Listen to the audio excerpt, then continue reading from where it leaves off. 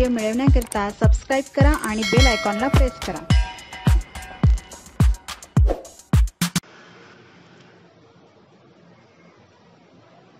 नमस्ते विद्यार्थी मित्रांनो, कष्टचंद्रपूरमध्ये तुम्हा सर्वांचे पुन्हा एकदा मनपूर्वक स्वागत आहे।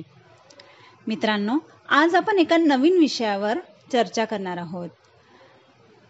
बऱ्याच पेरेंट्सची कंप्लेंट असते की माझी मुलं अभ्यास करत नाही, आमच्या मुलांचं अभ्यासात लक्ष लागत नाही।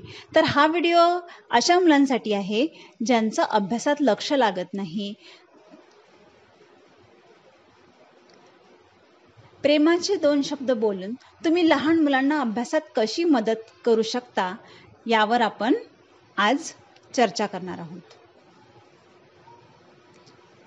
चला, तुमचा जास्त वेळ न घेता मी हा व्हिडिओ सुरू करत आहे। लहान मुलांच्या शिक्षण प्रक्रियेत फक्त पुस्तकी ज्ञान पुरेसं नसतं। त्यांच्या मानसिक, भावनिक विकासाला आणि अभ्यासात लक्ष केंद्रित करण्यासाठी प्रेमाचे, आधाराचे आणि प्रोत्साहनात्मक शब्द खूप महत्त्वाचे ठरतात। प्रोत्साहनपर शब्द बोलल्याने मुलांमध्ये आत्मविश्वास निर्माण होतो। जसे जेव्हा आपण मुलांना म्हणतो, तू खूप हुशार आहेस, तू हे नक्की करू शकतोस, तेव्हा त्यांचा अभ्यासावरील विश्वास वाढतो। त्यांना वाटतं की कोणीतरी त्यांच्या पाठीशी आहे। प्रोत्साहनपर शब्दांमुळे मुलांना चुका सुधारण्याची त्यांची तयारी होते।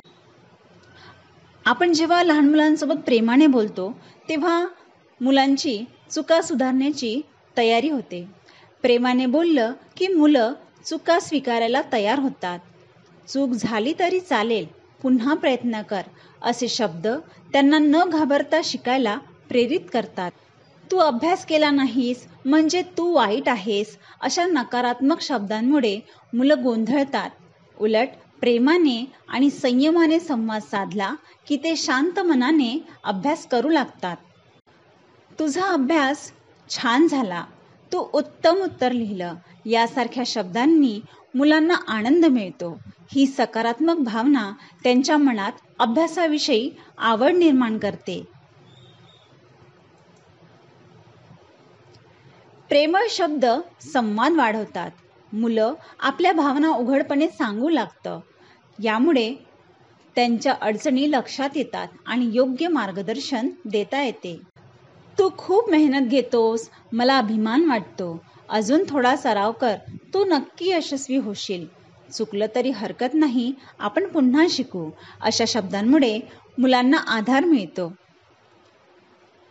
प्रेमाचे शब्द म्हणजे मुलांच्या अभ्यासाच्या वाटचालीतला प्रकाश। हे शब्द त्यांना आत्मविश्वास, प्रेरणा आणि शिकण्याची उर्मी देतात। त्यामुळे त्यांचं अभ्यासात मन लागतं आणि ते अधिक चांगले शिकतात। धन्यवाद। व्हिडिओ आवडल्यास लाईक, शेअर आणि सबस्क्राईब नक्की करा।